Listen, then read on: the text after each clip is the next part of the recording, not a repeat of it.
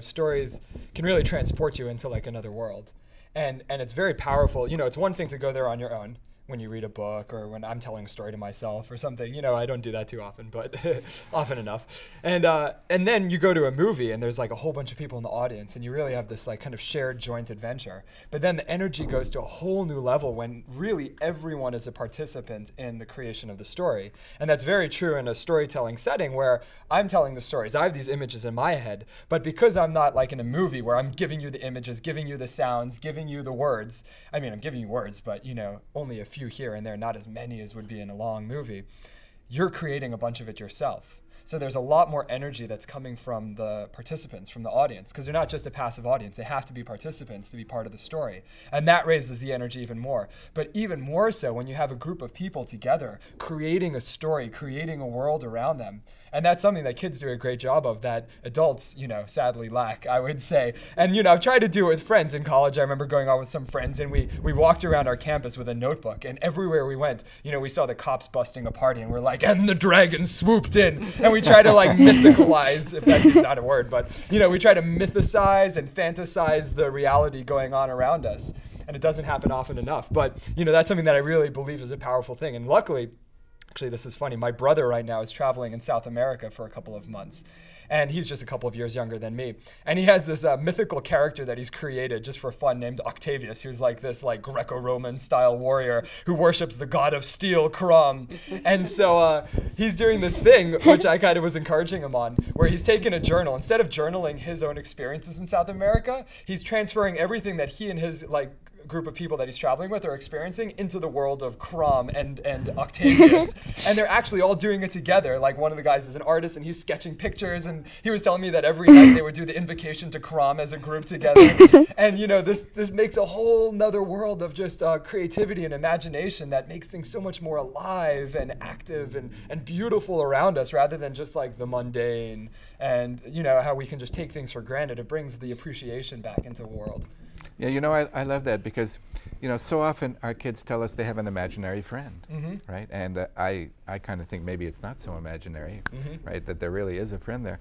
And at a certain age, maybe it's because we as adults, we don't, we may say that doesn't exist or, think about something else or, that's just in your imagination.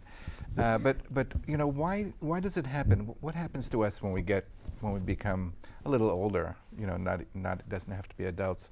Do we cut that off? Do we become, what is it that really prevents us from really accessing our imagination? I mean, I think it's not just the actions of adults, because I think whatever an adult could say to a kid is probably not nearly as powerful as what their peers are telling them. It's one thing if an adult's like, well, yeah, the tooth fairy, Santa Claus, but when your friend suddenly would be like, you believe in that?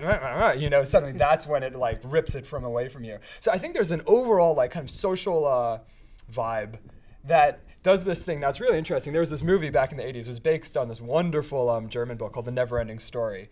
And it was one of my favorite movies growing up. Yeah. You know it? Yeah, I've watched it. Now, what's interesting in the movies, so there's the reader, Bastian Balthazar Bucks, right? And he's reading this book. And the book is all about what world? Remember what it's called? It was, depends on the translation. In the movie, it was Fantasia. Oh, yeah. Yeah, in some translations, it's Fantastica. What it is, it's the world of human imagination.